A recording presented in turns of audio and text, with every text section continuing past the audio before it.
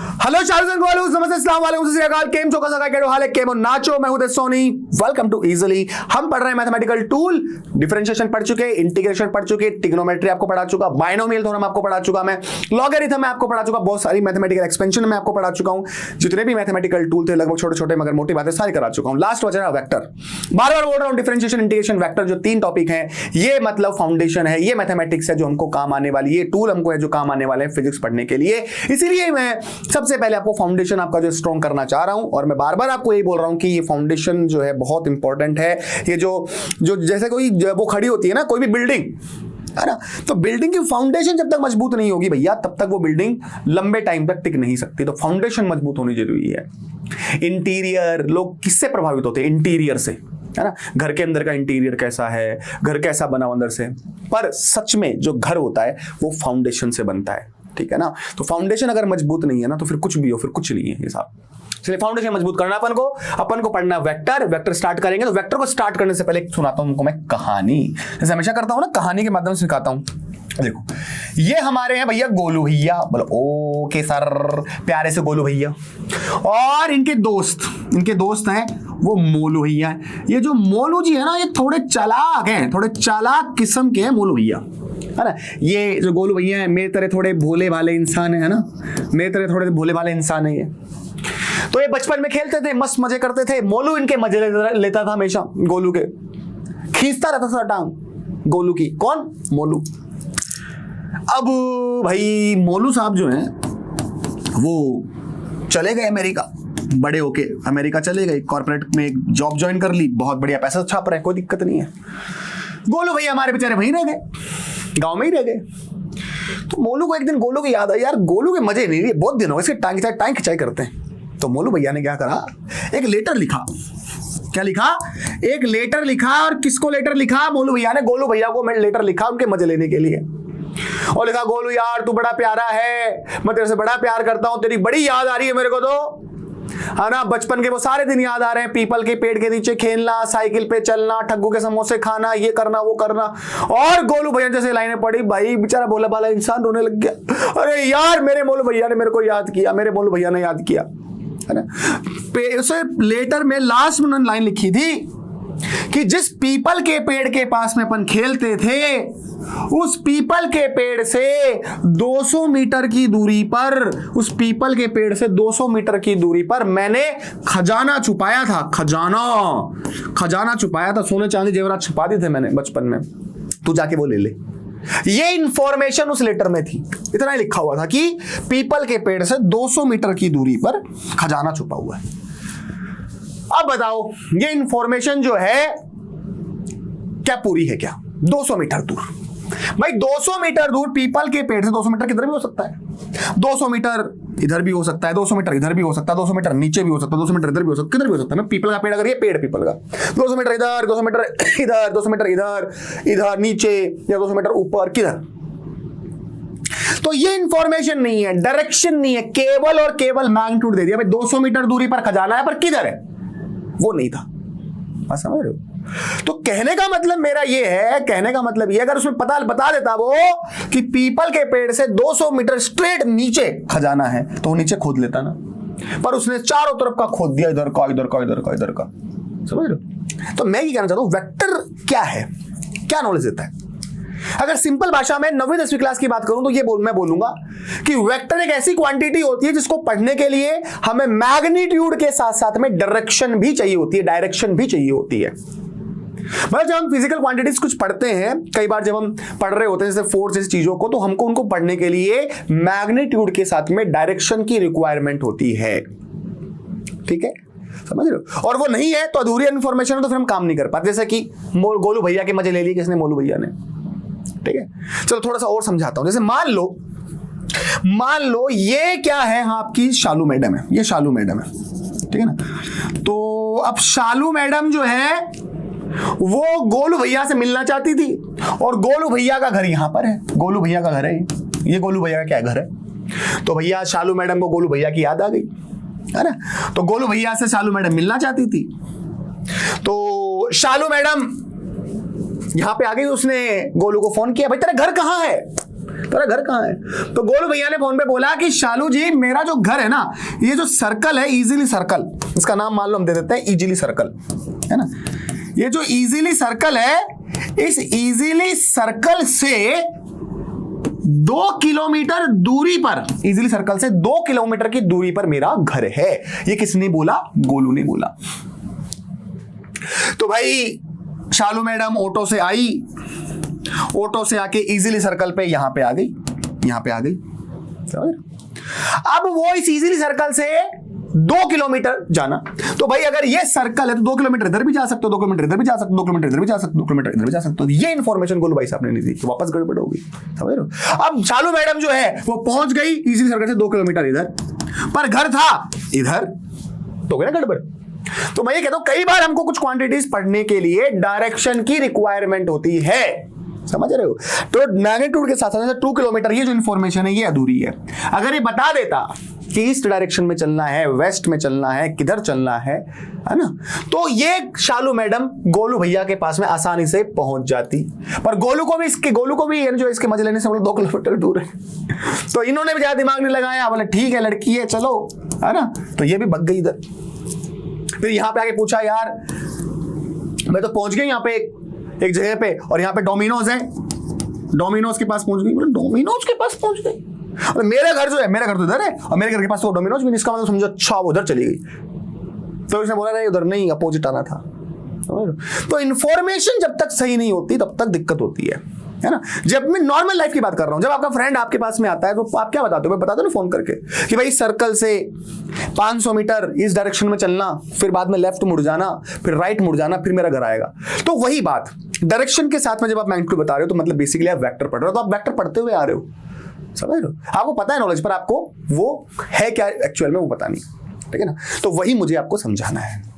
जैसे मान लो आप कहां बात करो, जैसे मान लो एक एक्सीडेंट हो जाता है, एक कार का और एक मान लो बाइक का क्या हो जाए, एक्सीडेंट हो जाए, और रास्ते से आप गुजर रहे हो, तो आपकी जो सीआईडी वाला जो दिमाग है ना, आपका जो सीआईडी वाला दिमाग है वो तुरंत जग जाएगा। अच्छा, इसका मतलब कार अगर इस डायरेक्शन से यहां पे मुची हुई है और बिल्कुल बाइक की हालत तो बिल्कुल खराब हो गई, इसका बम्पर फूटा हुआ, इसका मतलब बहुत भयंकर एक्सीडेंट हुआ होगा। तुरंत दिमाग में आ गया भयंकर एक्सीडेंट हुआ होगा।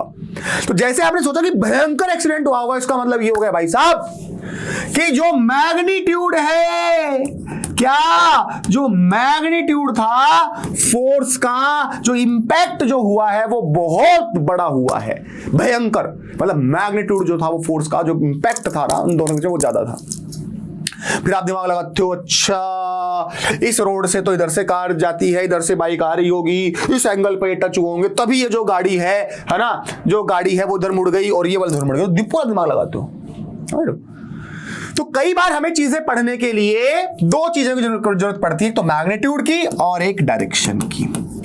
जैसे फोर्स की बात करें तो फोर्स को अगर पढ़ना है तो आपको 2 चीज चाहिए, पहला मैग्नीट्यूड और दूसरा डायरेक्शन। जैसे मैंने कहा कि 2 न्यूटन फोर्स लगाया तो ये मैग्नीट्यूड हो गया फोर्स का, पर किस डायरेक्शन में लगाया है ना, तो वहां पे आपने डायरेक्शन ऐड कर दी। इसका मतलब जो फोर्स है वो वेक्टर क्वांटिटी है। फोर्स कैसी क्वांटिटी है? वेक्टर क्वांटिटी है। बस समझ रहे हो।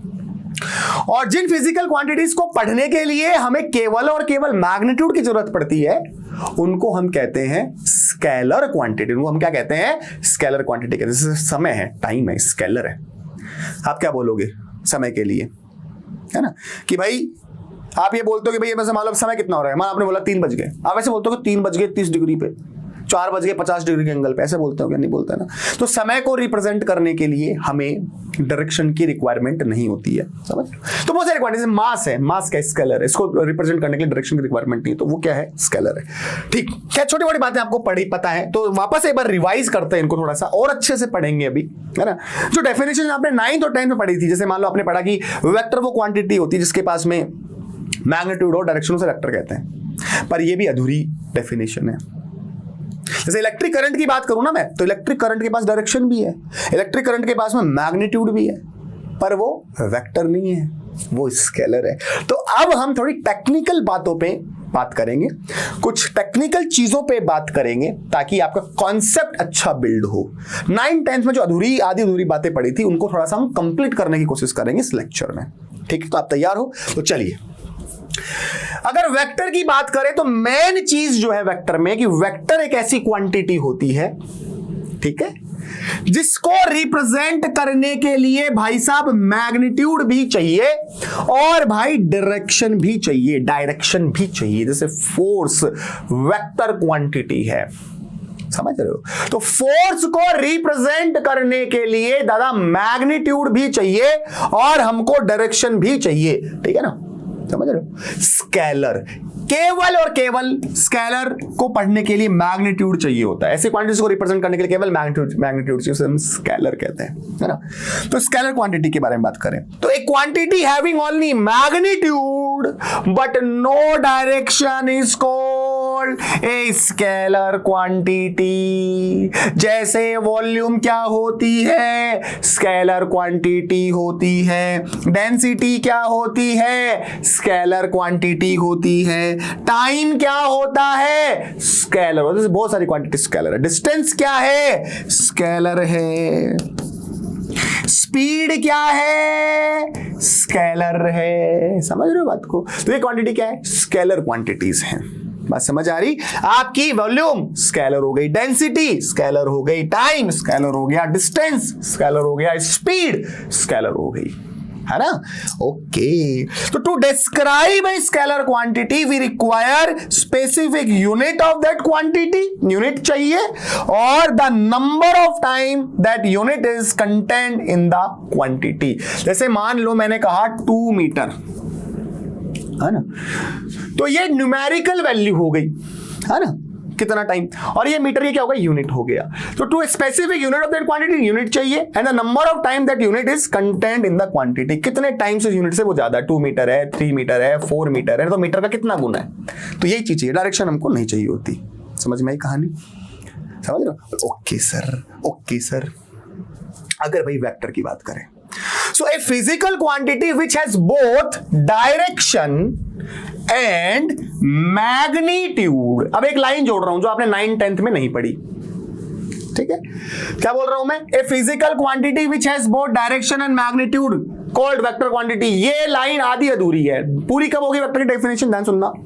ए physical quantity which has both direction and magnitude and also obey law of vector addition is called vector quantity. अब पूरी हुई ये लाइन, इसका मतलब क्या है, अगर भाई वेक्टर का एडिशन करना है, एक वेक्टर में से दूसरा वेक्टर सब्ट्रैक्ट करना है, तो उसके कुछ नियम कायदे होते हैं, उसके कुछ लॉ होते हैं, उसके कुछ रूल होते हैं।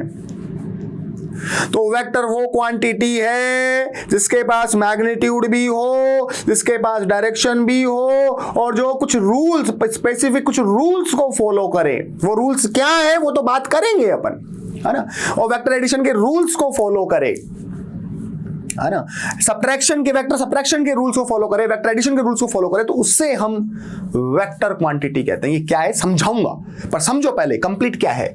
सो a physical quantity which has both direction and magnitude and also obey the law of vector addition subtraction are called vector quantity. जैसे force vector quantity, displacement vector quantity है, वेलोसिटी वेक्टर क्वांटिटी है, force vector quantity है। तो ये जितनी भी quantities है ना, इनको सबको बताने के लिए हमें मैग्नीट्यूड के साथ साथ में डायरेक्शन की रिक्वायरमेंट पड़ती है, ठीक है। तो वेक्टर क्वांटिटी, तो इसको दिखाने के लिए to describe vector quantity we require specific unit of that quantity, the number of the time that unit is content in the quantity, और तीसरी सबसे इंपॉर्टेंट चीज the orientation of the quantity in space, कि जो quantity है orientation क्या है उसका, डायरेक्शन क्या है उसका स्पेस में। ऐसे फोर्स लगा रहे हो तो फोर्स आपने जब लगाया फॉर एग्जांपल 2 न्यूटन का, तो मैग्नीट्यूड हो गया, पर आप मान लो पॉजिटिव एक्स एक्सिस से कितने एंगल पे फोर्स लगा, 30 डिग्री पे लगा रहे हो, 40 डिग्री पे लगा रहे हो, है ना, फोर्स आप कितने डिग्री पे लगा रहे हो, कितने एंगल पे लगा रहे हो, किस डायरेक्शन में फोर्स लग रहा है, वो ओरिएंटेशन, वो बहुत इंपॉर्टेंट है, समझ रहे हो, ये चीज होती है, ठीक है। ओके सर, इतनी बात समझ में आई। अब मेरा ये सवाल है, इज इलेक्ट्रिक करंट वेक्टर? क्या इलेक्ट्रिक करंट जो है आपकी वेक्टर क्वांटिटी है क्या?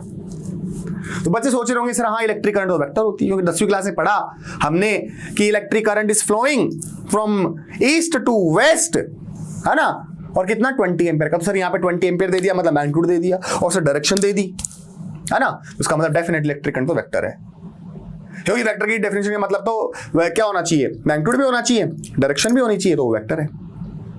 पर ये डेफिनेशन आदि जैसा कि मैंने कहा था। हाँ, ये बात सही कि इलेक्ट्रिक करंट के पास में डायरेक्शन भी है, मैग्नीट्यूड भी है, डायरेक्शन भी है, मैग्नीट्यूड भी है, पर वो वेक्टर नहीं है। क्यों? क्योंकि वो वेक्टर जो लॉज हैं एडिशन और सब्ट्रैक्शन के, वेक्टर जो लॉज होते हैं, जैसे जिस तरीके से वेक्टर को जोड़ा जाता है, जिस तरीके से वेक्टर एक वेक्टर दूसरे वेक्टर को घटाया जाता है, सब्ट्रैक्ट किया जाता है, उन लॉज को फॉलो नहीं करता कौन, इलेक्ट्रिक करंट। इसलिए ये वेक्टर नहीं है। इलेक्ट्रिक करंट कैसी क्वांटिटी है, स्केलर है, वेक्टर नहीं है। ये स्केलर है, ये वेक्टर नहीं है, स्केलर है, वेक्टर नहीं है। कैसी क्वांटिटी है, स्केलर है, वेक्टर नहीं है। क्यों नहीं है वेक्टर? सर इसके पास तो यूनिटी भी है, इसके पास तो डायरेक्शन भी, क्यों नहीं है फिर वेक्टर? अरे भाई, जिस तरीके से वेक्टरों को जोड़ा जाता है, वेक्टरों को ऐड करने के कुछ लॉ होते हैं, वेक्टर को सब्ट्रैक्ट करने के कुछ लॉ होते हैं, उन लॉज को फॉलो नहीं करता इलेक्ट्रिक करंट। सर थोड़ा समझाओ, चलो समझते हैं। जैसे मान लो एक्स वायर में इधर से 2 एम्पियर का करंट आ रहा, इधर से 2 एम्पियर का करंट आ रहा, इनके बीच में एंगल 90 डिग्री है। मुझे बताओ कि यहां पे करंट कितना होगा, कैसे करते हैं यहां पे करंट निकालते हैं। तो हम सिंपल क्या करेंगे, 2 + 2 करेंगे। यहां पे अलजेब्रिक सम किया जा रहा है। आंसर कितना, 4 एम्पियर। आंसर कितना, 4 एम्पियर। अगर इधर से 2 एम्पियर का करंट आ रहा, इधर से भी 2 एम्पियर करंट आ रहा, एंगल कितना है, 60 डिग्री है, 60 डिग्री है, तो भी हम सेम अप्रोच कर रहे हैं। क्या कर रहे हैं, 2 + 2 कर रहे हैं। अभी भी आंसर 4 है। तो यहां पर हम क्या कर रहे हैं, अलजेब्रिक सम कर रहे हैं, वेक्टर सम नहीं कर रहे हैं।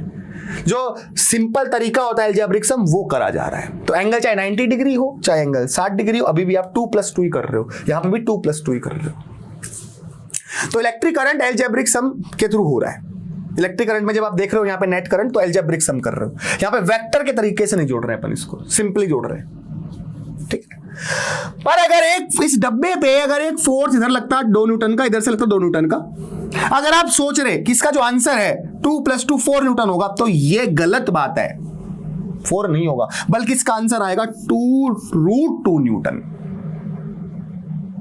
और अगर ये एंगल 90 डिग्री से चेंज होके 60 डिग्री हो जाता, इधर से 2 न्यूटन लगाते फोर्स, इधर से 2 न्यूटन फोर्स लगाते, एंगल 60 डिग्री है, तो आंसर अभी भी आप 2 + 2 नहीं कर रहे हो, आंसर अभी भी 4 नहीं है, अब आंसर है 2√3 न्यूटन।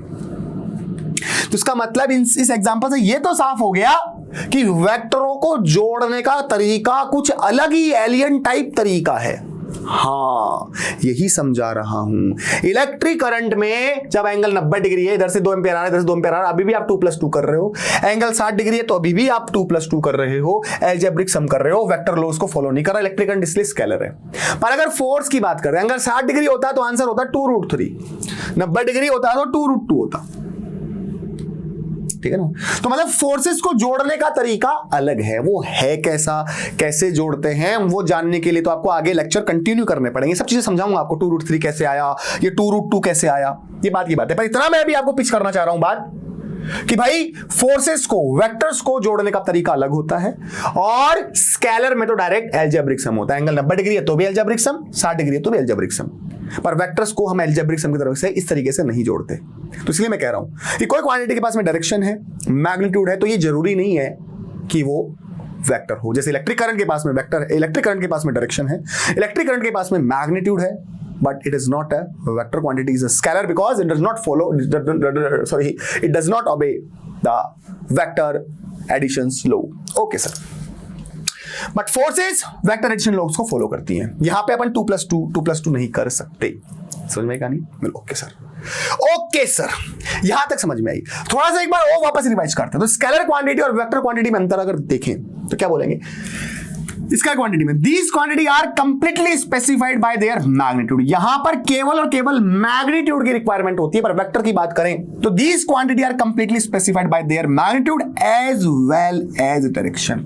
तो मैग्नीट्यूड के साथ में भाई डायरेक्शन भी चाहिए होती है वेक्टर में। बोला हाँ sir, these quantity changes by changing in their magnitude only. अगर स्केलर क्वांटिटी का मैग्नीट्यूड चेंज कर दोगे तो स्केलर क्वांटिटी क्या हो जाएगी? चेंज हो जाएगी। पर these quantity change by change in either there magnitude और डायरेक्शन और बोथ।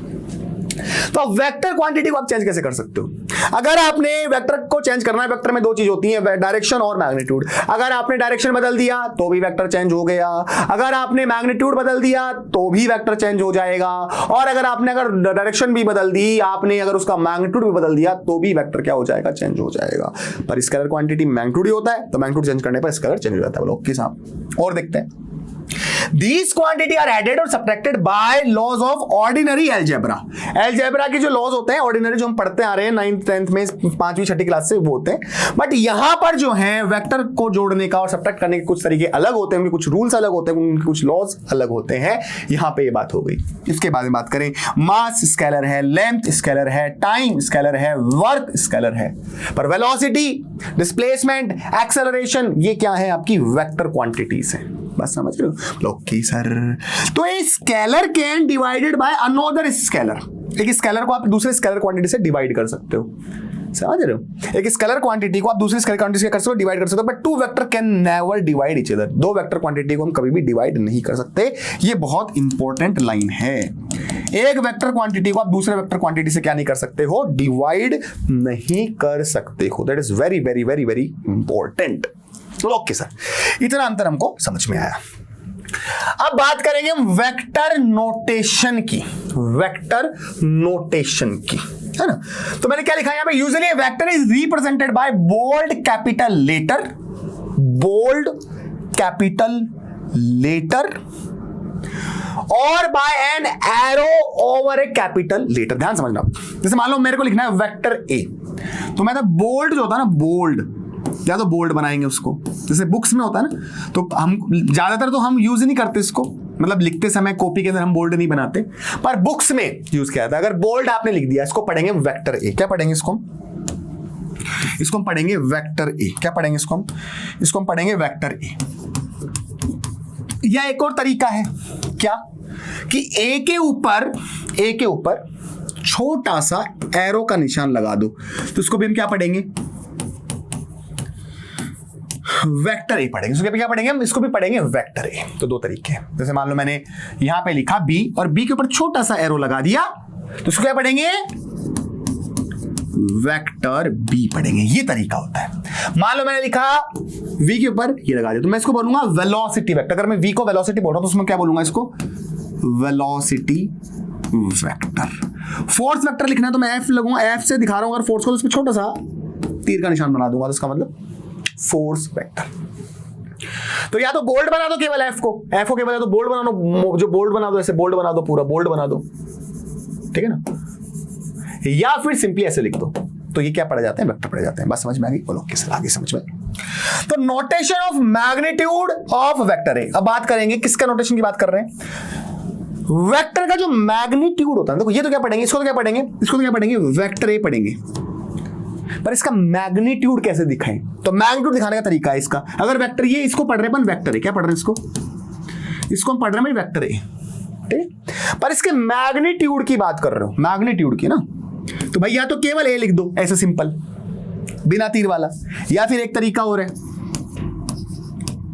वेक्टर लगा के ऐसे मोड लगा दो, ये निशान बना दो, तो इसको हम पढ़ेंगे भाई ये वेक्टर ए का क्या है? मैग्नीट्यूड है। ये क्या है? वेक्टर ए का मैग्नीट्यूड। ये तरीका होता है। तो the magnitude of vector A is represented bye केवल ए, या फिर वेक्टर ए पे आपने क्या लगा दिया? ऐसे मोड लगा दिया। हाँ, जैसे मान लो वेक्टर वी, इसको पढ़ेंगे वेक्टर वी, पर इसको क्या पढ़ेंगे? मैग्नीट्यूड ऑफ वेक्टर वी, या फिर मैग्नीट्यूड ऑफ वेक्टर वी को लिखने का तरीका ऐसा है। समझ में आया? ठीक है, तो ये हो गया आपका मैग्नीट्यूड ऑफ वेक्टर वी लिखने का तरीका। तो भाई इस तरीके से हम वेक्टर को रिप्रेजेंट करते हैं, ठीक है ना? तो अभी तक हम जो पढ़ रहे थे, क्या पढ़ रहे थे?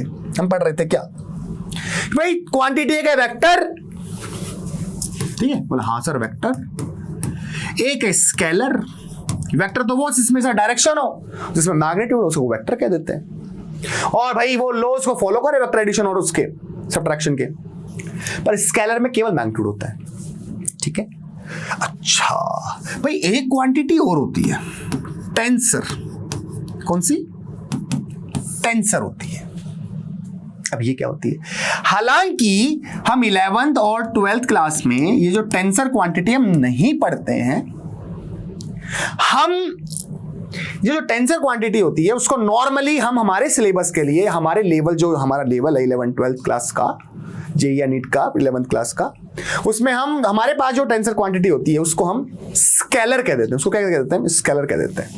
पर मैं आपको बताना चाहूंगा आपकी नॉलेज थोड़ी सी बढ़ाने के लिए कि भाई टेंसर क्या चीज है, अगर बात ही चल रही है तो इसकी, ठीक है। हालांकि आपको ये यूज नहीं आने वाला।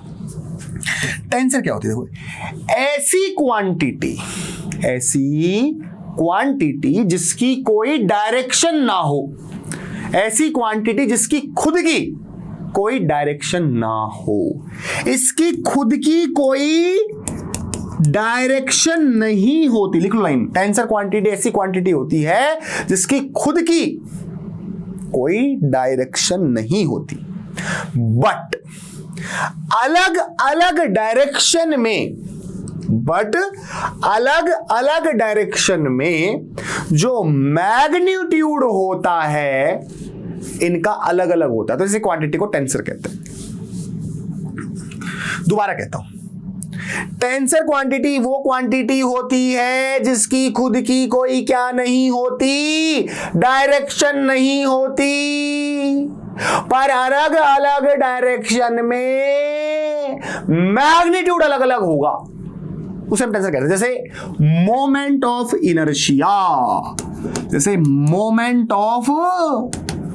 इनर्शिया क्या है? टेंसर क्वांटिटी है। समझ रहे हो? ऑप्शन में आ गया वेक्टर, स्केलर, और टेंसर नहीं है तो आपको स्केलर पे क्लिक करना है, पर टेंसर भी आ गया ना, तब आपको फिर टेंसर पे क्लिक करके आना है।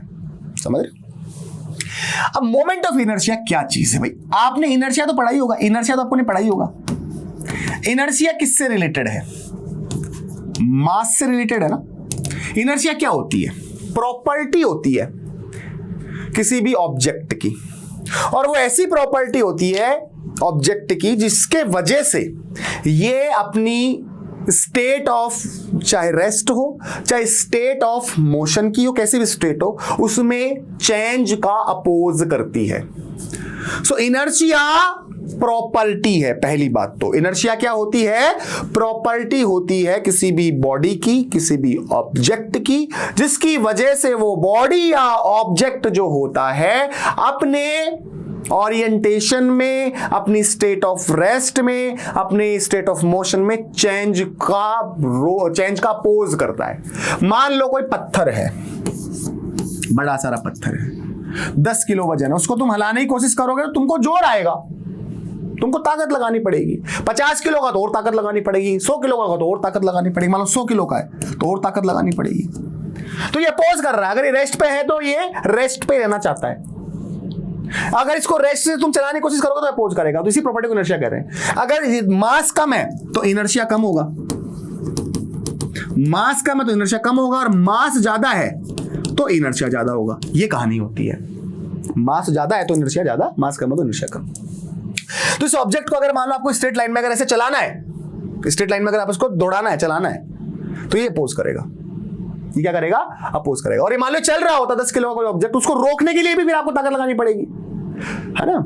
समझ रहे हो? अगर कोई मान लो 10 किलो का ऑब्जेक्ट चल रहा होता 10 किलो का, तो उसको रोकने के लिए आपको लगानी पड़ेगी, ताकत लगानी। मान लो ट्रेन चल रही है एक बहुत बड़ी भारी भरकम, उसको आप रोक नहीं सकते, इनर्शिया है उसमें।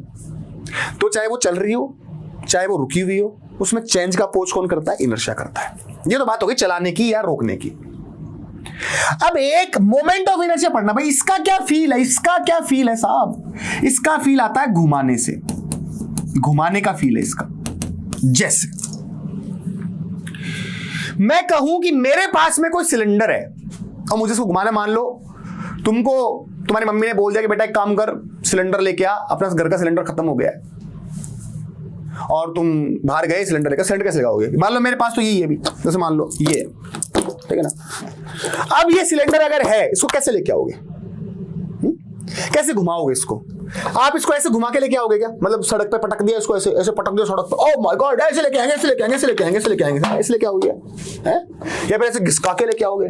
कैसे घुमाओगे इसको? सर हम इसको ऐसे पटकेंगे सीधा और ऐसे घुमाएंगे, तो भाई ऐसे तो घुमा के लेके आते हो ना सिलेंडर को, आप क्या करते हो इस एक्सिस के अबाउट, इस एक्सिस जो मेरा हाथ है, जो मेरे हाथ है, ये क्या हो गई, अरे रुक जा, ये मेरे हाथ हो गया, ये मेरा क्या हो गया, हाथ हो गया, ये एक्सिस हो गई। तो इस एक्सिस के अबाउट आप क्या करोगे, इसको रोटेट करोगे, ऐसे आप रोटेट करोगे इस एक्सिस के अबाउट, और ऐसे घुमा घुमा के इस सिलेंडर को अपने घर तक लुढ़काते ले आओगे। ऐसा तो नहीं है ना कि भाई ये सिलेंडर ऐसे पड़ा है, लात मारो, यहाँ पे लात मारो, इस पे लात मारो, ऐसे ये लात मारो, इस पे ऐसे धड़ है, आप फिर इसको ऐसे घुमाओगे, ऐसा तो नहीं ला सकते ना। तो मैं यही कहना चाहता हूं, तो मोमेंट ऑफ जो इनर्शिया है वो घुमाने का फील देता है बेसिकली। तो अगर किसी भी एक्सिस के अबाउट किसी भी ऑब्जेक्ट को अगर आप घुमाना चाहते हो, रोटेट करना चाहते हो, ज्यादा आपको परिश्रम करना पड़ रहा है, ज्यादा ताकत लग रही है, ज्यादा जोर आ रहा है, मतलब उस एक्सिस के अबाउट मोमेंट ऑफ इनर्शिया ज्यादा है। और कम ताकत लग रही है, आराम से घुमा पा रहे हो किसी एक्सिस के अबाउट, इसका मतलब उधर का मोमेंट ऑफ इनर्शिया क्या है, कम है। तो ये फील मोमेंट ऑफ इनर्शिया देता है सिंपल भाषा में। तो इसके अबाउट अगर आप घुमा रहे हो, सिलेंडर के अबाउट आराम से घुमा के ले आओगे इसके पर। तो भाई अगर ये सिलेंडर है, इस एक्सिस के अबाउट घुमाते हो, मतलब ऐसे घुमाते हो, इस एक्सिस के अबाउट घुमाते हो तो अलग फील होगा, इस एक्सिस के अबाउट घुमाओगे तो अलग फील होगा। जैसे समझाता हूं मैं तुमको, मान लो अगर ये सिलेंडर होता, इस एक्सिस के अबाउट घुमाओगे, आराम से घुमा के ले आओगे अपन, है ना। तो इसको ऐसे थोड़ी ना कि सिलेंडर को हम ये मान लो हमारे पास में कोई ऐसे कोई ये धरती है, सिलेंडर को ऐसे थोड़ी लेके आओगे, पहले ऐसे पड़ा है, फिर उसको ऐसे पटकेंगे, है ना, फिर उसको ऐसे पटक देंगे, फिर वापस ऐसे उठा देंगे, ऐसे थोड़ी करते हैं, ऐसे थोड़ी करते हैं हम। ले ऐसे आते हैं, वैसे रोल करके लेके आते हैं, ऐसे रोल करके लेके आते हैं, रोल करके लेके आते हैं। समझ रहे बात को? हाँ सर। अब मान लो पंखा है ना, पंखा जो होता है इस पॉइंट के बाद घूमता है, मस्त घूमता, कोई टेंशन नहीं है। अब मान लो गलती से अगर ये ताड़ी टूट गई तो पंखे का जो बिहेवियर बदल जाएगा, पागल हो जाएगा पंखा, धड़ धड़ धड़ कांपने लग जाएगा। समझ रहे बात को? तो यही है मोमेंट ऑफ इनर्शिया। तो मोमेंट ऑफ इनर्शिया जो है, इस एक्सिस के अबाउट घुमाओगे इसको तो अलग फील, इस एक्सिस के अबाउट घुमाओगे तो अलग फील, इस एक्सिस के अबाउट घुमाओगे तो अलग फील, इस एक्सिस के अबाउट घुमाओगे तो अलग फील। तो मोमेंट ऑफ इनर्शिया क्या टेंसर है, तो इसकी खुद की कोई डायरेक्शन नहीं है, पर अलग अलग एक्सिस के अबाउट, अलग अलग एक्सिस के अबाउट इसका जो मोमेंट ऑफ इनर्शिया होगा, अलग अलग एक्सिस के अबाउट जब आप इसको घुमाने की कोशिश करोगे तो आपको अलग फील देगा ये। इसके अबाउट इस सिलेंडर को अगर आप इस एक्सिस के अबाउट घुमाते हो तो अलग फील आएगा, अगर इस एक्सिस के अबाउट घुमा रहे हो तो अलग फील आएगा। मतलब यहां पे आपने एक रोड डाल दी, इसमें छेद कर दिया और यहां पे रोड डाल दी और अब घुमा रहे हो, और यहां पे छेद कर दिया और यहां पे रोड डाल के आप घुमा रहे हो, यहां पे छेद कर दिया और यहां पे रोड डाल दी और आप घुमा रहे हो। तो अलग अलग एक्सिस के अबाउट जब इस सिलेंडर को आप घुमाओगे तो आपको जो है अलग अलग क्या आएगा, फील आएगा, मोमेंट ऑफ इनर्शिया अलग। समझ रहे बात को? तो मतलब ऐसी क्वांटिटी जिसका खुद की कोई डायरेक्शन नहीं है, बट अलग अलग डायरेक्शन के अबाउट इसका मैग्नीट्यूड क्या होता है, अलग अलग होता है। तो अलग अलग एक्सिस के अबाउट मोमेंट ऑफ जो इनर्शिया होगा वो क्या है, अलग अलग है, अलग अलग फील आपको देगा घुमाने का। तो ऐसी क्वांटिटी टेंसर। चलो एक और एग्जांपल लेता हूं। हमारे गोलू भैया जो है ना, हमारे जो गोलू भैया हैं वो एक दिन कहां पहुंच गए, अपने मामा जी के पास पहुंच गए। गोलू भैया एक दिन अपने मामा जी के पास पहुंच गए और इनके मामा जी घर पे क्या थी, खाट। खाट समझते हो क्या? शहर वाले बच्चे तो नहीं समझते होंगे। खाट चारपाई जो उसकी बनती है, रस्सियों की बनती है, रस्सियों की बनती है। बेड की बात नहीं कर रहा, चारपाई की बात कर रहा हूं। जितने भी गांव वाले बच्चे हैं कमेंट करके जरूर बताना वीडियो के नीचे कितने बच्चे गांव से, किन किन को पता है चारपाई क्या होती है। तो भाई हमारे गोलू भैया थोड़े से ऑब्जर्व करते हैं, ऑब्जर्व करने वाले इंसान है, क्योंकि science is all about observation, physics is all about observations, है ना। ऑब्जर्व जब तक नहीं करोगे तो कुछ नहीं होने वाला। तो भाई साहब ये यहां पर बैठे हुए थे, कौन? ये हमारे जो गोलू भैया है वो यहां पे बैठे हुए थे मस्त, ठीक है, कोई दिक्कत नहीं। पर इनके मामा जी, और मामा जी, इनके जो मामा जी हैं बिल्कुल थोड़े खाते पीते घर के, मतलब बिल्कुल ऐसे शरीर से मोटे ताजा। और जैसे ही मामा जी यहां पर आके बैठते हैं, जैसे ही मामा जी यहां पर आके बैठते हैं, जैसे मामा जी बैठा नीचे और उचक में, ये उचक इनको फील, उचक फील होती है इनको। उचक मतलब, अब उचक नहीं पता इन कईयों को, तो उचक ही नहीं पता, उचक का बता रहे यार। मामा जी जब यहां बैठेगा तो गोलू भैया जो हैं उनको एक एहसास होगा थोड़ा सा, यार कुछ तो हुआ है, और वो ऐसे उसको कुछ महसूस हुआ, दबाव सा कुछ, यार मेरे को कोई ऊपर फेंक रहा है, ये क्या हुआ। बोले मामा जी एक बार आप ऊपर वापस उठो। तो मामा जी अपना भांजा छोटा बच्चा, कोई बात, इसकी बात तो मानेंगे, नहीं तो बहन मारेगी। खड़ा हो गया, बोले मामा जी एक काम करो, वापस बैठो यहीं पे। वापस बैठा, वापस उचक फील करो, यार ये क्या हो रहा, बोले मामा जी एक काम करो यार, ऐसे काम नहीं चलेगा, मैं है ना, ऐसे मत करो आप मेरे साथ, अब एक काम करो वापस खड़े हो जाओ। अरे मामा छोरे क्या हो गया छोरे को? तो गोलू भैया तो यहीं बैठे हैं। बोले मामा जी एक काम करो, आप यहां मत बैठो, यहां मत बैठो आप, अब एक काम करो आप थोड़ा यहां से बैठो, यहां से बैठो। बोले ठीक है भाई, छोटा बच्चा है, कोई बात, इसकी बात मान लेते हैं। तो भाई साहब ये यहां बैठे, और जैसे ये बैठे इनको क्या फील होती है? उचक फील होती है, उचक उचक।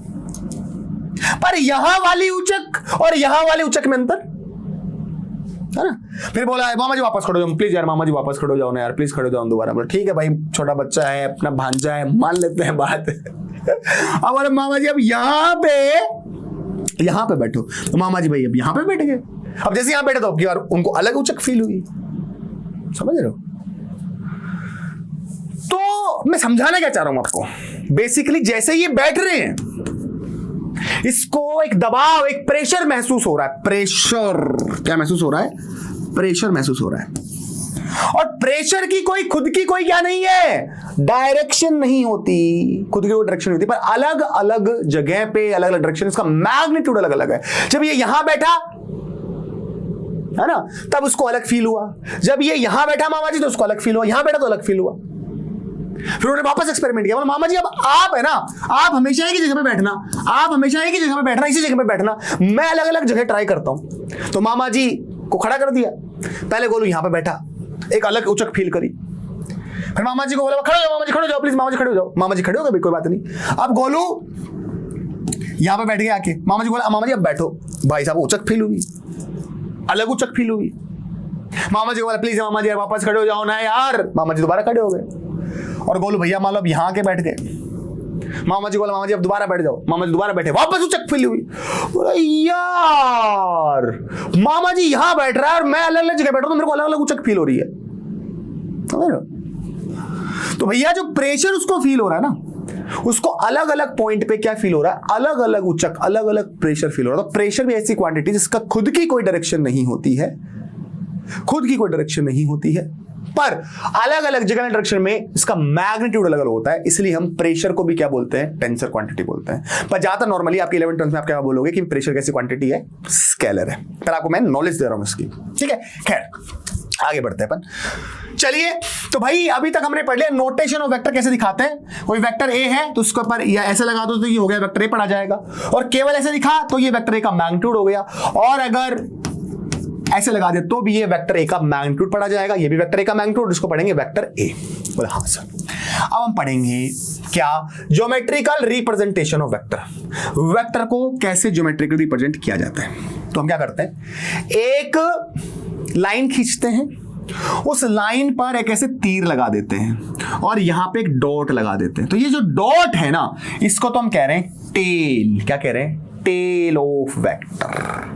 और ये जो तीर का निशान दिख रहा है ना, इस तीर का निशान दिख रहा है, इसको हम बोल रहे हैं head, head of vector, head of vector, ठीक है ना भाई। वेक्टर का रिप्रेजेंटेशन चाहिए तो वेक्टर में दो चीज होती है, मैग्नीट्यूड और डायरेक्शन। तो हमें ऐसे बनाना पड़ेगा रिप्रेजेंटेशन की वो मैग्नीट्यूड डायरेक्शन दोनों दिखाए। तो तीर का जो निशान है ना वो वेक्टर की डायरेक्शन बताएगा, तीर का निशान वेक्टर की डायरेक्शन बताएगा। और इस लाइन की जो लेंथ है ना, इस लाइन जितनी बड़ी लाइन खींची मतलब उतना ही बड़ा मैग्नीट्यूड, जितनी छोटी लाइन खींची मतलब उतना ही छोटा मैग्नीट्यूड। बस समझ आई। तो the length of line shows the magnitude of vector, ठीक है ना। जो लेंथ ऑफ लाइन है, बड़ी लाइन ड्रॉ करी तो बड़ा मैग्नीट्यूड, छोटी लाइन ड्रॉ करी छोटा मैग्नीट्यूड। लाइन, ये जो लाइन है इसकी लेंथ, ठीक है ना। The tip of the arrow represent the direction of vector. और वेक्टर डायरेक्शन के लिए जो टिप जो मैं बता रहा था, टिप पे जो एरो लगा हुआ है वो एरो आपको डायरेक्शन बताएगा वेक्टर की, ठीक है ना। अब ध्यान सुनना, जैसे मान लो मैंने XY कोऑर्डिनेट सिस्टम लिया, अब मैंने यहां पर इस तरीके से एक वेक्टर ड्रॉ किया ऐसे, उसके ऊपर मैंने छोटा सा वेक्टर लिख दिया ऐसे। तो ये जो लाइन की जो लेंथ है वो क्या बता रही है, मैग्नीट्यूड बता रही है, इतना इसका मैग्नीट्यूड है, ठीक है ना। और यहां पे जो तीर का निशान है वो क्या बता रहा है, तीर का निशान पे इधर झुका, इसका मतलब इधर डायरेक्शन है वेक्टर की। तो मतलब एक्स एक्सिस से थीटा एंगल पे। तो भाई यहां पे क्या लिखा हुआ है, here this arrow represent a vector A in XY plane making an angle theta with X axis. अगर मान लो मैंने वेक्टर ऐसे बनाया होता और मान लो ये वेक्टर बी होता, तो हम क्या बोलते हैं कि वेक्टर बी जो है वो एक्स एक्सिस से कितने डिग्री के एंगल पर है, 90 डिग्री के एंगल पे है। बस समझ आ रही है कुछ कुछ।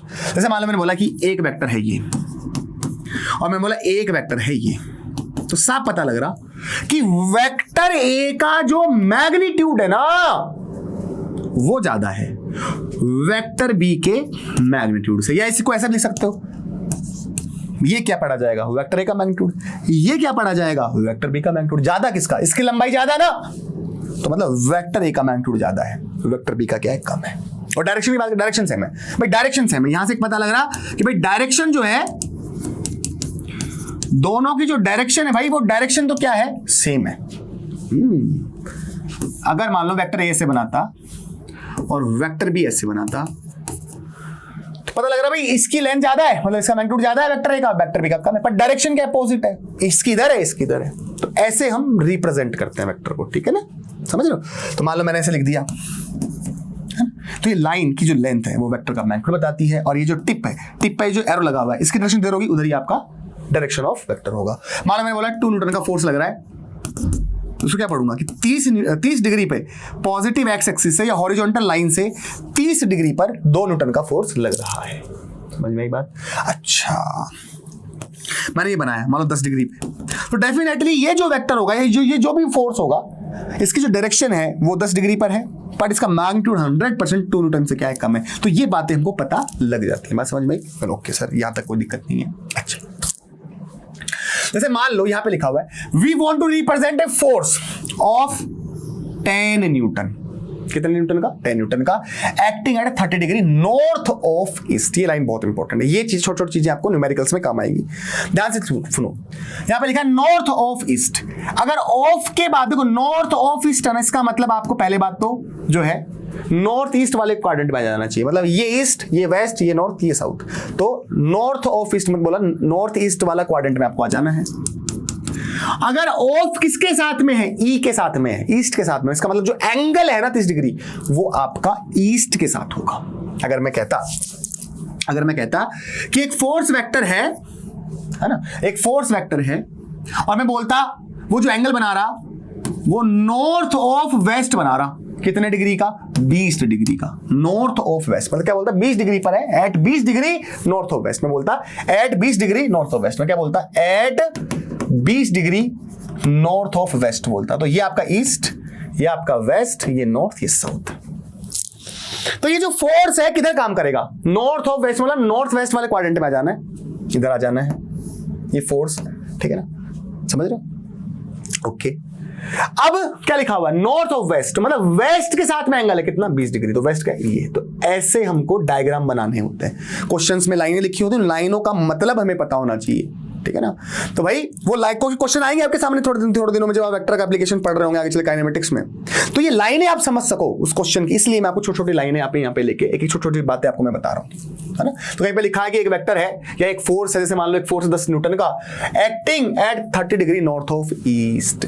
तो भाई 10 न्यूटन का अगर इसका मैग्नीट्यूड है इस फोर्स का, तो नॉर्थ ऑफ ईस्ट से 30 डिग्री पर, इसका मतलब at 30 degree north of east लिखा है, इसका मतलब नॉर्थ ईस्ट वाले क्वाड्रेंट में ईस्ट के साथ में 30 डिग्री का एंगल है। या फिर इसको कह सकते हो एट आप 60 degree, at 60 degree east of north. आप इसी लाइन को ऐसे भी बोल सकते हो, क्योंकि अगर ईस्ट से 30 डिग्री, इसका मतलब नॉर्थ से कितना होगा, 60 डिग्री होगा। तो बात एक ही है ये, चाहे आप बोलो कि 10 न्यूटन का force acting at 30 degree north of east, जैसे को बोलो 10 न्यूटन का force acting at 60 degree east of north, मतलब ऑफ नॉर्थ मतलब नॉर्थ के साथ में 60 डिग्री का एंगल, ठीक है। और मैंने यहाँ पे एक वो दे दिया कि भाई 1 सेंटीमीटर किसके बराबर है, 2 न्यूटन के बराबर है। 1 सेंटीमीटर किसके बराबर है, 2 न्यूटन के बराबर है। जैसे मान लो 10 न्यूटन है ना, 10 न्यूटन है, तो मैंने बोला कि 1 सेंटीमीटर 2 न्यूटन के बराबर है, इसका मतलब कितना हो गया, 5 सेंटीमीटर 10 न्यूटन के बराबर होगा। तो अगर मान लो मैंने ये लेंथ 5 सेंटीमीटर की खींची होती, तो 5 सेंटीमीटर 10 न्यूटन को बता रहा होता। हालांकि ये तो समझाने की बात है, हालांकि जब बनाते हैं तो कोई इसको मेजर करके थोड़े बनाते हैं ऐसे कुछ भी, है ना, वो हालांकि समझने की बात है, ठीक है। आगे बढ़ते हैं। तो क्या लिखा हुआ है यहाँ पे, the vector is represented by the directed line segment OA। यहां से OA जो दिख रहा है आपको, ये OA, इस लाइन से हम वेक्टर को रिप्रेजेंट कर रहे हैं। Here O is initial point and A is terminal point. यहां पर ये O क्या हो गया, इनिशियल पॉइंट हो गया, और ये क्या हो गया, टर्मिनल पॉइंट हो गया। ये इनिशियल पॉइंट, ये टर्मिनल पॉइंट। तो इनिशियल पॉइंट पे क्या होता है आपका, ये क्या होता है, यहां पे जो है इसको हम बोलते हैं टेल और इसको हम बोलते हैं हेड। बात समझ आ गई? ओके सर, ध्यान से पढ़ना बेटा। चलो अब बात करते हैं प्रॉपर्टीज ऑफ वेक्टर। अगर मान लो, देखो किसी भी वेक्टर को अगर चेंज करना, अगर आपने मैग्नीट्यूड क्या कर दिया, चेंज कर दिया, मान लो कोई वेक्टर है और वेक्टर का आपने मैग्नीट्यूड क्या कर दिया, चेंज कर दिया, पर डायरेक्शन आपने चेंज नहीं करी, नो चेंज, डायरेक्शन आपने क्या नहीं करी, चेंज नहीं करी, तो क्या वेक्टर चेंज हो जाएगा? हाँ, यस, वेक्टर क्या हो जाएगा, चेंज हो जाएगा। क्योंकि वेक्टर में दो चीज होती हैं, डायरेक्शन और मैग्नीट्यूड, या तो डायरेक्शन बदल दो या तो मैग्नीट्यूड बदल दो या तो फिर दोनों बदल दो, तो वेक्टर बदल जाएगा। अगर आपने मैग्नीट्यूड चेंज नहीं किया, वेक्टर का मैग्नीट्यूड चेंज नहीं किया, पर डायरेक्शन आपने क्या कर दी, चेंज कर दी, तो वेक्टर क्या हो जाएगा, चेंज हो जाएगा। हम कुछ प्रॉपर्टीज पढ़ रहे हैं वेक्टर की, सुनना, पहली प्रॉपर्टी पे आ रहा हूं मैं। अगर मान लो मैग्नीट्यूड भी आपने चेंज कर दिया, डायरेक्शन भी आपने चेंज कर दी, तो वेक्टर भी आपका क्या हो जाएगा, चेंज हो जाएगा। तो मैं यही समझाने की कोशिश कर रहा हूं, a vector can be changed by changing its magnitude only, और by change its direction only, और by changing both magnitude and direction. ठीक है ना? तो अगर दोनों बदल दोगे तो भी वेक्टर क्या हो जाएगा, चेंज हो जाएगा। वेक्टर के अंदर होती दो चीजें, डायरेक्शन और मैग्नीट्यूड। या तो डायरेक्शन बदल दो या तो मैग्नीट्यूड बदल दो, वेक्टर चेंज हो जाएगा, या दोनों बदल दो तो चेंज हो जाएगा। ठीक है ना? चलिए सर, ध्यान समझना, यहां पे कुछ लाइनें लिखी, जैसे पहले लाइन के लिखी हुई है, यहां पे बोल रहा हूं choose the correct and incorrect statement, ताकि आपने जो पढ़ा है और अगर आपने अच्छे से समझा है तो आप इन लाइनों को समझ पाओ। जैसे मान लो पहली लाइन के लिखी हुई है, a vector may change when it gets displaced parallel to itself. ये स्टेटमेंट क्या है, रॉन्ग है। ये स्टेटमेंट क्या है, रॉन्ग है। क्या लिख रहा है ये? ऐसी लाइनें आती हैं आपके एग्जामिनेशंस के अंदर, क्वेश्चंस के अंदर, और आपको गलत और सही स्टेटमेंट ढूंढने होते हैं, है ना? तो वो लाइनों पे थोड़ा सा ध्यान देना है। क्या लिखा हुआ है? A vector may change when it gets displaced parallel to itself. भाई एक वेक्टर था, ये वेक्टर था, है ना? इसको आपने इसी के पैरेलल शिफ्ट कर दिया, इस वेक्टर को आपने इसी के पैरेलल शिफ्ट कर दिया, तो क्या ऐसा करने पे क्या डायरेक्शन बदली? नहीं। क्या मैग्नीट्यूड बदला? नहीं। मान लो ये एक पेन है, ठीक है, इसकी एक लेंथ है और ये डायरेक्शन है, मैंने इसको यहां से यहां कर दिया, पैरेलल शिफ्ट कर दिया, यहां कर दिया, यहां कर दिया, यहां कर दिया, तो ना तो डायरेक्शन चेंज हो रही, ना तो मैग्नीट्यूड चेंज हो रहा, दोनों चेंज नहीं, इसका मतलब वेक्टर तो चेंज होगा ही नहीं ना। मे वाली बात कहां से आ गई? तो बोल रहे मे चेंज हो सकता है, इसका मतलब ये लाइन गलत है। समझ में आई बात? दूसरी line, A vector does not change, a vector does not change when it gets displaced parallel to itself। अगर आप किसी वेक्टर को उसी के पैरेलल क्या कर रहे हो, शिफ्ट, जैसे मान लो वेक्टर है, ये यहां पे बना हुआ है, इसको आपने यहां लिख दिया, यहां लिख दिया, यहां लिख दिया, तो ऐसा करने पर वेक्टर में कोई चेंज नहीं आता।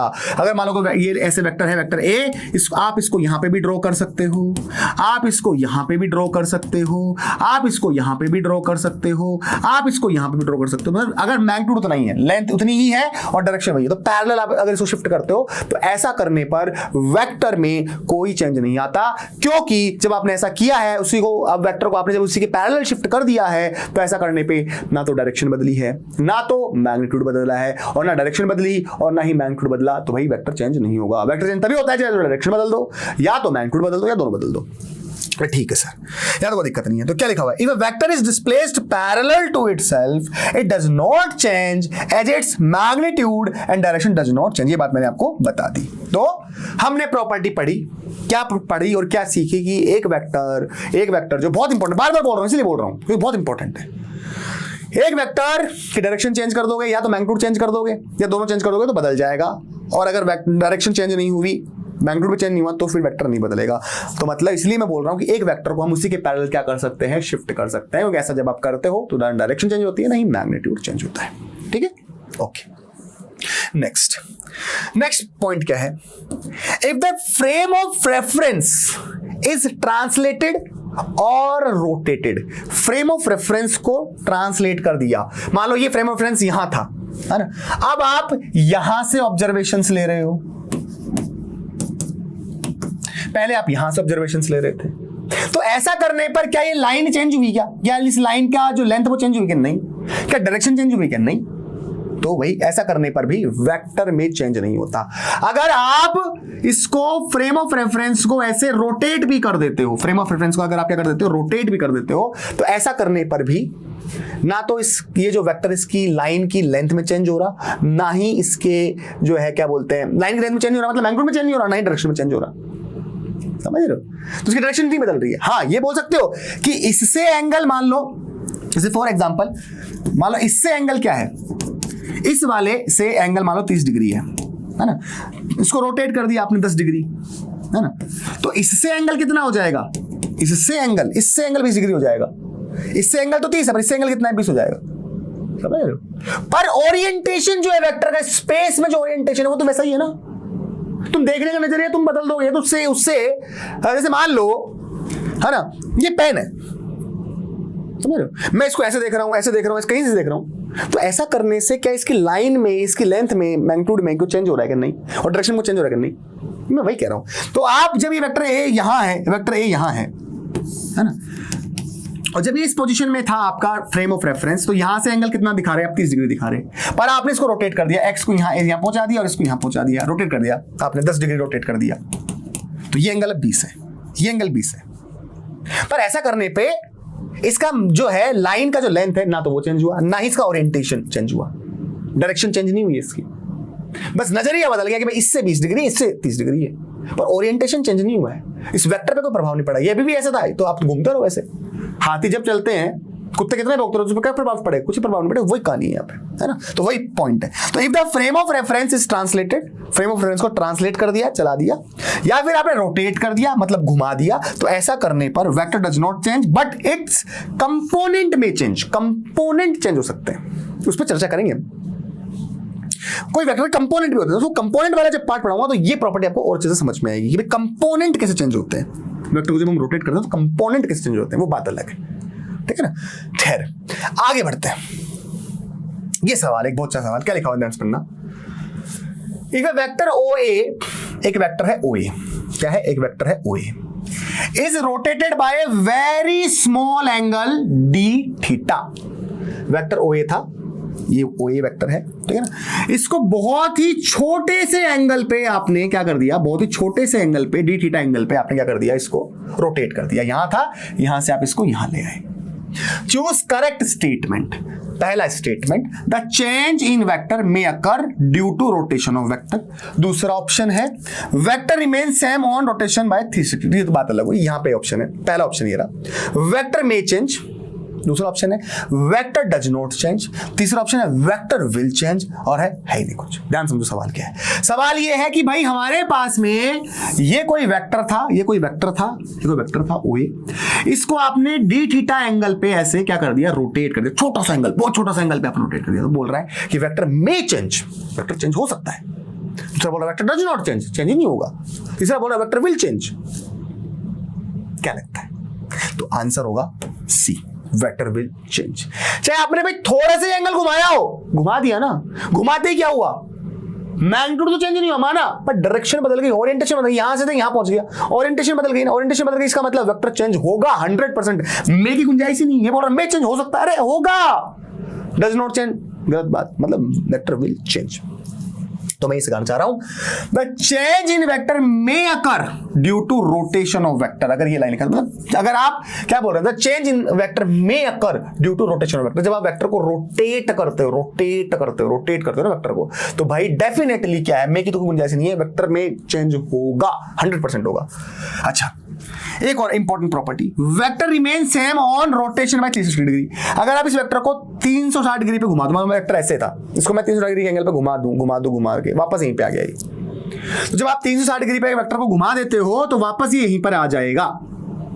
तो ऐसा करने पर भी वेक्टर में चेंज नहीं होता। तो वेक्टर को जब आप 360 डिग्री के एंगल पे घुमाते हो, तो ऐसा करने पर भी 360 डिग्री एंगल पे घुमाते हो वेक्टर को, तो भी वेक्टर चेंज नहीं होता, क्योंकि ऐसा करने पे भी ना तो डायरेक्शन बदली, देखो घुमा रहा हूं 360 डिग्री आपके सामने, ना तो डायरेक्शन बदली, ना ही मैग्नीट्यूड बदला, तो वेक्टर चेंज नहीं होगा। तो यही प्रॉपर्टी ओके। अब सबसे इंपॉर्टेंट हम इस लेक्चर का जो पार्ट है वो सीखने वाले हैं, एंगल बिटवीन टू वेक्टर्स। अगर आपको एंगल बिटवीन टू वेक्टर्स चाहिए तो आपको मेरे साथ एक गाना गाना पड़ेगा। और कौन सा वाला गाना गाना पड़ेगा? ताल से ताल मिला, वो गाना आपको जो है गाना पड़ेगा।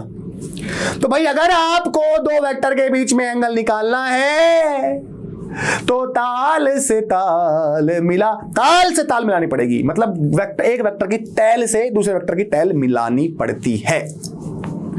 जैसे मान लो फॉर एग्जांपल यहां पे आपके पास में दो क्वेश्चंस हैं, पहला ये और दूसरा ये।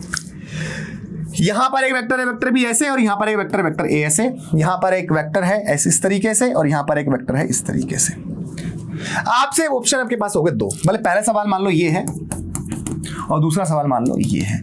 आपसे पूछा जा रहा है कि यहां पे दोनों वेक्टर के बीच में एंगल क्या होगा। अब आपको लग रहा है 120 डिग्री होगा, आप सोच रहे हो 120 डिग्री होगा। अगर आप सोच रहे हो 120 डिग्री होगा तो आप गलत सोच रहे हो, 120 डिग्री नहीं होगा। इसका आंसर होगा कितना? 60 डिग्री। कैसे आएगा वो बताऊंगा। यहां पे अगर आप सोच रहे हो कि इसका जो आंसर है, इस क्वेश्चन का जो आंसर है वो कितना होगा? 60 डिग्री होगा, तो ये भी क्या है? गलत है। इसका आंसर क्या होगा? 120 डिग्री होगा। समझ रहे हो बात को? तो वो कैसे अपन पता करते हैं वो हम सीखते हैं। चलो आओ अब हम सीखेंगे कि दो वेक्टर के बीच में एंगल कैसे पता किया जाए। जैसे मान लो एक वेक्टर है ये और एक वेक्टर है ये, ठीक है ना, वेक्टर P, और यहां पे फॉर एग्जांपल लिखा हुआ 120 डिग्री, ठीक है ना। अब आपको पता करना है angle between vector A and vector B। आपको वेक्टर A और वेक्टर B के बीच में एंगल क्या करना है? पता करना है। तो मैंने क्या कहा? ताल से ताल मिला, तो क्या करना पड़ेगा? ताल से ताल मिलानी पड़ेगी आपको, मतलब टैल से, एक वेक्टर के टैल से दूसरे वेक्टर का टैल मिलाना पड़ेगा। तो भाई हम जानते हैं किसी भी वेक्टर को उसी के पैरेलल हम क्या कर सकते हैं? एक वेक्टर को उसी के पैरेलल हम क्या कर सकते हैं भाई? शिफ्ट कर सकते हैं। तो एक वेक्टर को हम उसी के जो पैरेलल है क्या कर सकते हैं? शिफ्ट कर सकते हैं। तो इस वेक्टर को हम, इस वेक्टर B को हम इसी के पैरेलल क्या कर सकते हैं भाई? शिफ्ट करा जा सकता है। तो इस वेक्टर को हम इसी के पैरेलल क्या कर सकते हैं भाई? शिफ्ट कर सकते हैं। तो मैंने क्या कर दिया? शिफ्ट कर दिया वेक्टर B को। और जब हम ऐसा करेंगे तो ऐसा करने पर वेक्टर B जो है उसमें चेंज नहीं होगा। क्योंकि सबसे पहले बात है कि अगर आपको एंगल चाहिए तो वेक्टर के बीच में टैल से टैल मिलाने पड़ेगी, ताल से ताल मिलानी पड़ेगी। तो भाई ये वेक्टर A का टैल यहां है, पर यहां पर क्या वेक्टर B का क्या है? हेड है। तो जब आगे किसका देंगे इसको तो क्या होगा? अब टैल से टैल मिल गई। अब मिल गई ना टैल से टैल, बोलो हाँ कि ना? बोलो हाँ, से ताल मिल गई। तो अब जैसे ताल से ताल मिली, क्योंकि हम वेक्टर B को जो है उसी के पैरेलल क्या कर सकते हैं? शिफ्ट कर सकते हैं। ताल से ताल मिला ली, ताल से ताल मिलाने के बाद क्या करना है? ताल ताल मिलाने में क्या करना है? छोटा वाला एंगल देखने वाला। एक एंगल तो ये हो गया और एक एंगल आपको ये दिख रहा होगा। तो जो छोटा वाला एंगल होता है, स्मॉल जो एंगल होता है, वही आपका एंगल बिटवीन द वेक्टर्स होता है। तो यहां पर अगर देखें ये 120 डिग्री है, तो ये कितना बच जाएगा? क्योंकि टोटल कितना होता है? टोटल कितना होता है? टोटल होता है आपका 180 डिग्री। ये कितना हो जाएगा टोटल? 180 डिग्री, जिसमें से ये 120 है, तो ये कितना बच गया आपका? 60 डिग्री बच गया। तो 60 डिग्री क्या हो जाएगा? इसका आंसर हो जाएगा ये 60 डिग्री होगा, और बाकी का ये कितना होगा? 300 डिग्री होगा। तो जो छोटा वाला एंगल होता है ना, वही एंगल बिटवीन द वेक्टर्स होता है। चलो एक और एग्जांपल लेते हैं। जैसे मान लो ये वेक्टर है P और ये वेक्टर है Q, और ये एंगल आपको दे रखा है, ये एंगल आपको दे रखा है 120 डिग्री। पूछा बताओ एंगल बिटवीन द वेक्टर्स क्या है? तो इसका आंसर 120 डिग्री नहीं है। अगर दो वेक्टर के बीच में एंगल पता करना है तो क्या करना पड़ेगा? गाना गाना पड़ेगा। कौन सा गाना गाना पड़ेगा? ताल से ताल मिला। तो ताल से ताल मिलानी है। तो भाई हम जानते हैं कि यहां पर वेक्टर जो P है, इसका जो हेड है वो वेक्टर Q के टैल से मिला हुआ है, पर हमको तो क्या मिलानी है? ताल से ताल मिलानी है। और ताल से ताल मिलाने से वेक्टर P को हमको डिस्प्लेस करना पड़ेगा इसी के पैरेलल। तो हम इस वेक्टर P को क्या कर देंगे? इसी के पैरेलल क्या कर देंगे भाई? इसी के पैरेलल क्या कर देंगे? शिफ्ट कर देंगे। इसी के पैरेलल क्या कर देंगे? शिफ्ट कर देंगे। किसको? वेक्टर P को। तो वेक्टर P को हमने इसी के पैरेलल क्या कर दिया? शिफ्ट कर दिया। और ऐसा करने पर वेक्टर के अंदर कोई चेंज नहीं आता, क्योंकि हम जानते हैं a vector can be displaced parallel to itself. क्या? तो अब क्या यहां पर दोनों की ताल से ताल मिल गई? हाँ सर, ये वेक्टर P की ये ताल आ गई यहाँ पे, और वेक्टर Q की ये ताल यहाँ पे, ताल से ताल मिल गई। तो ताल से ताल मिला। अब एक तो एंगल ये हो गया और एक एंगल ये हो गया। कौन सा एंगल लेना है? छोटा वाला लेना है, छोटा वाला। तो भाई ये एंगल कितना हो जाएगा? ये 60 डिग्री हो जाएगा। तो यहाँ पे आंसर कितना हो गया? 60 डिग्री हो जाएगा। आंसर क्या हो जाएगा? 60 डिग्री हो जाएगा, 120 डिग्री नहीं होगा। समझ में कहानी? ओके। अब मान लो यहां पे 60 डिग्री, यहां पे अगर 60 डिग्री, यहां पे अगर 60 डिग्री है ना, तो भाई क्या यहां पे ताल से ताल मिली हुई है सर, ताल नहीं मिली, यहाँ तो सर हेड से इसका ये हेड है और इसका ये टेल मिला हुआ है, तो इसको शिफ्ट कर दो आगे तरफ शिफ्ट कर दो, शिफ्ट कर दिया। तो एक एंगल तो ये हो गया और एक एंगल ये हो गया। तो छोटा वाला एंगल कौन सा, ये है, तो कितना बच जाएगा 120। तो यहाँ पर आंसर कितना 120 डिग्री है, यही मैं आपको समझा रहा था उस टाइम, है ना। तो भाई यहाँ पर क्या था, पहले जो हेड है उससे टेल मिला हुआ था। इस वेक्टर, मान लो ये वेक्टर ए है और ये वेक्टर बी है, तो यहाँ पे वेक्टर ए के हेड से वेक्टर बी का वेक्टर बी के हेड से और वेक्टर ए के हेड से वेक्टर बी का टेल मिला हुआ है। पर एंगल देखना है तो ताल से ताल मिलानी पड़ेगी। तो ताल मिलाया अपन ने, हमने देखा ये 120 डिग्री और ये बड़ा एंगल है, तो बड़ा वाला तो आंसर होता नहीं, छोटा वाला होता है। यहाँ पर भी ऐसा ही है, ताल से ताल मिला, बात समझ में आ गई। छोटा वाला एंगल, तो ये बड़ा तो बन जाएगा 300 डिग्री। ऐसे करते हैं, कुछ और क्वेश्चन की प्रैक्टिस करते हैं। आ जाओ बेटा, चलो कुछ और क्वेश्चन देख लेते हैं, कुछ और बातें देख लेते हैं। तो यहाँ पे सिंपल भाषा में लिख दिया मैंने आपके लिए, क्या है, अगर how to find angle between two vectors, first join tail of one vector with tail of another vector by moving either of the vector parallel to itself. ठीक, दूसरा स्टेप क्या था, find small angle between the vectors, this small angle is angle between the vectors. ये बातें मैं आपको सिखा चुका हूं, प्रैक्टिस करवा चुका हूं, बस ये केवल आपके लिए है कि आप नोट्स जब बनाओ तो आपको समझ में आ जाए। यहां पर देखो, यहां पे एक सवाल वापस से आ गया, क्या आ गया, find angle between vector A, vector B, vector A, vector C, vector B, vector C. ठीक है ना। तो यहां पे हमने कुछ वेक्टर्स आपको यहां पे दिखा दिए हैं, आपको एंगल बताना है वेक्टर ए और वेक्टर बी के बीच में बताना है, वेक्टर ए और बी। भाई वेक्टर ए ये रहा, बोला हाँ सर, वेक्टर ए सर ये रहा और वेक्टर बी सर ये रहा, बोला हाँ। क्या इनकी ताल से ताल मिली हुई है क्या, हाँ सर ताल से ताल मिली हुई है, ताल मिली हुई है। तो इसका मतलब ये जो सिंपली एंगल होगा यही आपका आंसर होगा, बोला हाँ सर यही आंसर होगा। ठीक है, अगर ये 30 है, टोटल कितना होता है 90 होता है, तो ये कितना बच गया, यहां से यहां तक का छोटा, ये 60 डिग्री बच गया। ठीक है ना, और ये 45, तो ये कितना बच गया, ये 45 बच गया, है ना। तो ये कितना हो गया 60 + 45, मतलब ये 5, 6 + 4 10, मतलब 105 डिग्री आंसर होगा इस क्वेश्चन का। जो इस क्वेश्चन में पहले से ताल से ताल मिली हुई थी, और ये वाला एंगल हो नहीं सकता क्योंकि ये तो बड़ा हो गया ना, ये 105 है और ये बाकी का 360 बने 105 होगा, तो ये तो बड़ा हो गया, तो बड़े वाले नहीं छोटे वाले लेना होता, तो ये आंसर हो जाएगा इसका। मतलब ठीक है सर। अब सर बताओ ए और सी के बीच में, ए और सी के बीच में, तो अपन ड्रॉ कर लेते हैं ए और सी। आगे क्या है, डायग्राम है क्या इसका, हाँ है। ए और सी के बीच में बताना है भाई, ए और सी के बीच में, यस सेम है। तो ए और सी के बीच में, तो सी का यहां पर ये क्या है, एरो लगा हुआ, हेड हो गया, और ए का यहां पर ये क्या है, टेल। देखो मैं ए को ना एक काम करता हूं, रेड कलर से कर देता हूं, ए को अपन रेड कलर से कर देते हैं। तो ए को अपन ने कर दिया रेड कलर से, है ना, ए को अपन ने कर दिया रेड कलर से, चलो ठीक है सर, ए को आप रेड कलर से कर दो। और ये ए का ये क्या है, ए का ये क्या है, हेड है, ए का ये क्या है, हेड है, मतलब हाँ सर ए का ये हेड है, और बी का सॉरी सी का ये हेड है, और ए का ये क्या है, ए का ये क्या है, टेल। तो ए का यहां पर क्या है, टेल है, और सी का यहां पर क्या है, हेड है। पर अगर आपको दो वेक्टर के बीच में एंगल चाहिए, आपको क्या करना पड़ेगा, ताल से ताल मिला, वो करना पड़ेगा, ताल मिलानी पड़ेगी। हाँ सर ताल से ताल मिलानी पड़ेगी सर, ताल मिलाओ भैया, ताल से ताल मिली हुई है सर, ताल से ताल नहीं मिली हुई है सर, मिलानी पड़ेगी सर। तो भाई ध्यान से कर देखो, ध्यान से कर देखो, तो ये जो है आपका वेक्टर ए है, बोला हाँ सर ये वेक्टर ए है। ध्यान से देखो, तो ये आपका वेक्टर क्या है, ये आपका सर वेक्टर जो है वो सी है, ये एंगल कितना है 20 डिग्री है। और अगर ताल से ताल मिलानी है तो सर इस वेक्टर सी को इसी के पैरेलल क्या कर दो सर, शिफ्ट कर दो, इसी के पैरेलल क्या कर दो सर, शिफ्ट कर दो। लो भाई सर इसी के पैरेलल हमने क्या कर दिया, इसको शिफ्ट कर दिया, ठीक। तो अब आपका पास में यहां पर जो है आपके पास में क्या मिल गया आपको, ये आपका वेक्टर जो है वो सी मिल चुका है। हाँ ध्यान सुनो, तो हमारा जो आंसर होगा वो ये होगा भैया, यहाँ पे ताल से ताल मिल गई, यहाँ पे वेक्टर ए का भी ताल है और वेक्टर सी का भी ताल है। अब ये जो आंसर होगा, ये जो एंगल होगा वही आपका आंसर होगा। बोला हाँ सर, तो इसके लिए पहले ये एंगल पता कर लेते हैं। ये एंगल कितना भाई, 30 है तो कितना हो जाएगा, 60 हो जाएगा। ओके टोटल ये कितना है भाई, 90 है ना, 90 में से 30 से 60 हो गया। अब ये और पता करना है, ये वाला।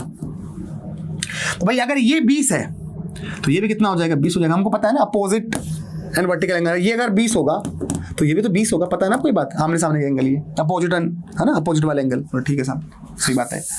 तो भाई अपना आंसर क्या हो जाएगा, 60 + 20 कितना हो जाएगा, 80। तो इस क्वेश्चन का आंसर हो जाएगा 80। तो हम लिख देते हैं वहां पे, इसका आंसर क्या हो जाएगा, 80 डिग्री हो जाएगा सर, 80 डिग्री हो जाएगा। अब है बी और सी के बीच में, बी और सी, तो बी एरा और सी एरा। चलो यहीं पे कर लेते हैं इसको अपन। अगर ध्यान से देखें तो भाई ये क्या हो गया, वेक्टर बी हो गया, ठीक है ना। ये एंगल कितना सर, 45 डिग्री है, ध्यान से बोलो। ठीक है साहब, अगर बात करी जाए सी की, तो सी कितना बना रहा है, सी कितना बना रहा है 20 डिग्री एंगल। कितना बना रहा है 20 डिग्री एंगल। चलो दोबारा से बना देता हूं, अच्छे से बनाते हैं इसको, सुंदर सुंदर बनाते हैं। देखो हमारे पास एक तो एक्सिस ये हो गई, बोला हाँ सर एक एक्सिस ये हो गई, और एक एक्सिस हो गई सर ये, बोला हाँ सर ठीक है। अगर ध्यान से देखो तो सर आपके पास में दो वेक्टर है, सर आपके पास में दो वेक्टर है। पहला वेक्टर कौन सा, उसमें बी और सी, तो बी पहले सी बना लेते हैं। सर सी वाला जो है सी वाला तो ये रहा, सी वाला तो ये रहा, चलो ठीक है साहब। और सी वाला जो है वो कितने डिग्री का एंगल बना रहा है, सर सी वाला बना रहा है एंगल कितने डिग्री का, सर 20 डिग्री का बना रहा है सी वाला, तो बोला हाँ सी वाला 20 बना रहा है, बोला ठीक है। और अगर भाई बात किसकी करें, बी की करें, अगर सर बात अगर आप बी की कर रहे हो तो बी वाला जो है वो कितने डिग्री पे, 45 डिग्री पे। तो भाई ये कितने डिग्री पर है, ये एग्जैक्टली जो है इस तरीके से ये है आपका 45 डिग्री पे, बोला हाँ भाई साहब। तो भाई ये एंगल कितना है यहाँ पे, ये 45 डिग्री, बोला हाँ सर, बोला ठीक है सर। क्या यहां पर अभी ताल से ताल मिली हुई है, बस ताल तो नहीं मिली हुई सर। इसका तो क्या है, यहां पर हेड है और इसका यहां पर क्या टेल है, ताल नहीं मिल रही सर। तो ताल से ताल मिलानी पड़ेगी, और ताल से ताल अगर मिलानी है तो भाई इस सी को इसी के पैरेलल क्या कर दो, शिफ्ट कर दो। तो सी को हमने इसी के पैरेलल क्या कर दिया भाई, शिफ्ट कर दिया। तो सी को जब हमने इसी के पैरेलल क्या करा, शिफ्ट करा, तो ये वेक्टर आपका क्या हो गया, सी हो गया, ठीक है ना। तो अगर ये 20 डिग्री है तो ये एंगल भी कितना होगा, 20 डिग्री होगा। और चूंकि ये वाला जो वेक्टर है वो क्या है, वेक्टर बी है आपका, और ये वाला क्या है, वेक्टर सी है। तो ये होगा हमारा आंसर, ये हमको पता करना। ध्यान से कर देखो, ये 45 है टोटल, ये कितना है 90 है, तो ये कितना बचेगा, ये कितना होगा, ये भी 45 होगा, सी बात है ना भाई। ये 45 है टोटल, ये भी कितना होगा 45 होगा ना। और इसके बीच में से क्या जा रहा, सी जा रहा, समझ रहे बात को। तो भाई अगर ये कितना है 45 है, आपको ये चाहिए कितना 20 है, इसका मतलब ये कब आएगा, ये कितना आएगा, जब आप 45 में से 20 निकाल दो तो 45 में से आपको क्या करना पड़ेगा, 20 निकालना पड़ेगा। तो इसका मतलब जब आप 45 में से क्या निकाल दोगे, 20 निकाल दो तो आप कितना बच जाएगा, ये आपका बच जाएगा 15 डिग्री। कितना आ जाएगा, 15 डिग्री आ जाएगा, समझिए बात। तो भाई 45 में से 20 निकाल दो कितना आ गया, ये आपका 15 डिग्री आ गया। बात समझ आ रही है, 45 में क्या निकाला आपने, 20 निकाल दिया। तो भाई ये जो एंगल है, ये वाला जो एंगल है वो कितना 45 डिग्री, कितना डिग्री है 45 डिग्री। और हमारा जो आंसर होगा वो क्या होगा, हमारा जो आंसर होगा वो ये आंसर होगा। भाई अगर ये 45 है और ये क्या है 20 है, इसका मतलब 45 माइनस 20, 45 माइनस 20 इसका मतलब कितना हो जाएगा, 45 माइनस 20 कितना हो जाएगा, 25 डिग्री हो जाएगा, ठीक है ना। कितना हो जाएगा 25 डिग्री, तो 25 डिग्री इसका क्या होगा, आंसर होगा, ठीक है ना। तो इस तरीके से आप जो है एंगल्स बिटवीन जो है वेक्टर्स के बीच में आप निकाल सकते हो। आई होप यहां तक आपको समझ में आएगा, दिक्कत नहीं रही होगी, कोई टेंशन नहीं रही होगी। नेक्स्ट क्लास में हम टाइप्स ऑफ वेक्टर पढ़ेंगे, नेक्स्ट क्लास में क्या पढ़ेंगे अपन, टाइप्स ऑफ वेक्टर पढ़ेंगे बेटा। तब तक के लिए थैंक यू सो मच, अपना ध्यान रखिए, ऐसे से पढ़ते रहिए। मिलते हैं नेक्स्ट क्लास में, और क्लास को शेयर करना मत भूलना और अच्छे से पढ़ना मत भूलना, ठीक है, क्योंकि आपकी सपोर्ट की बहुत ज्यादा जरूरत है बेटा। तब तक के लिए bye bye, take care, thank you.